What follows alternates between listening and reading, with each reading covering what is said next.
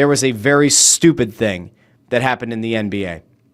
Because there was a guy who you may or not remember was brought in here by the league to try to fix Sam Hinkie's Philadelphia 76ers. And we all hated it at the time. And it only got worse because once he was installed, the team needed to hire a GM. And they did. And they did a non-exhaustive search, and they hired the guy's son.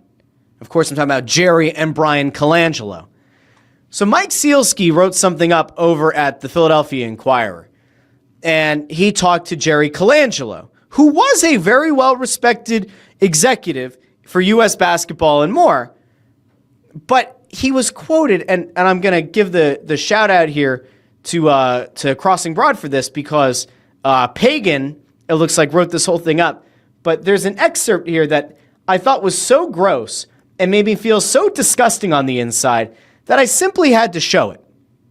And I still can't, this just goes to show how inept and how tone deaf and how detached from reality the Colangelos have been.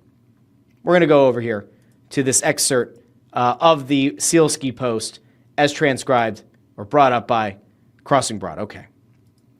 So Sealski talked to Colangelo, Jerry Colangelo, who still doesn't think his son did anything wrong with the Sixers burner scandal, which we'll recap here in a second. He says, Bryan is doing fine. He's not in basketball, as you well know. And that's a sad story from my perspective because he really had nothing to do with anything, if you know what I mean. And Sealski writes, I did. Anyone who has followed the Sixers and the NBA over the last decade would. And anyone who remembers what happened would know that Jerry, by saying his son, quote, really had nothing to do with anything, end quote, was granting Bryan a heavy, perhaps inappropriate measure of generosity and loyalty, the kind of generosity and loyalty that only a father could give to his son.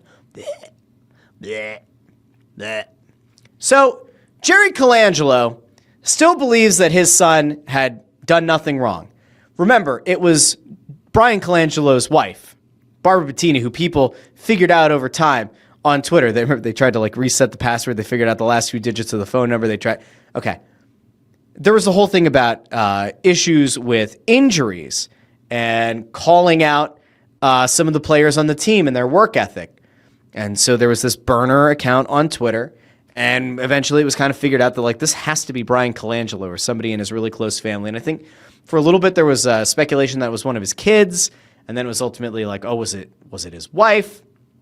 It was a total disaster. I mean, this was bad, very bad.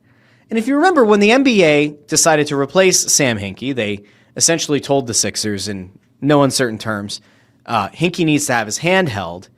They brought Jerry Colangelo in, and it was around that time that Hinkie was kind of like, all right, what are we doing here?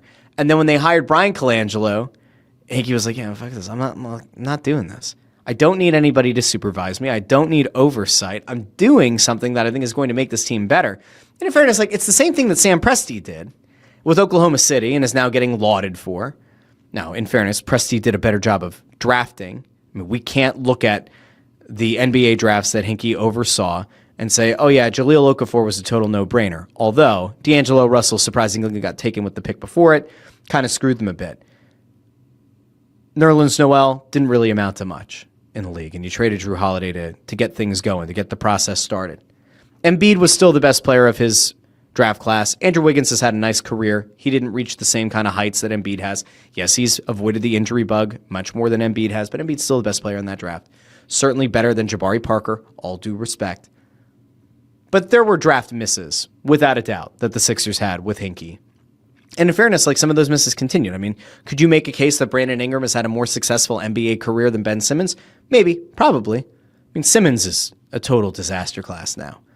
Was trading up for the number 1 overall pick to take Markelle Fultz a good idea? I mean, the belief was still out there that if Boston hadn't traded out of number 1, they were going to take Jason Tatum, and then maybe Fultz would have been on the board, or maybe he would have been taken 2nd overall. But the draft misses didn't end with Hinkie.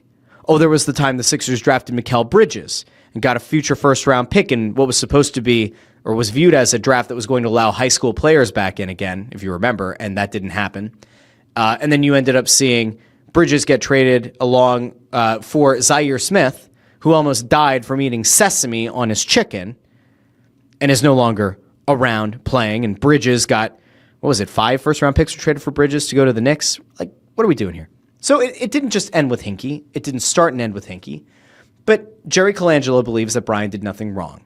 And if you go back to Burnergate, it was one of the dumbest things that we have simply seen in the NBA in a long time. And in fairness, it was one of the dumbest things to ever happen to a Sixers team that had a lot of dumb shit happen. I still just kind of go back, and it's like talking about player injuries, whether it was Bryan Colangelo, whether it was his wife who was tweeting it, whoever was tweeting it, catastrophic look.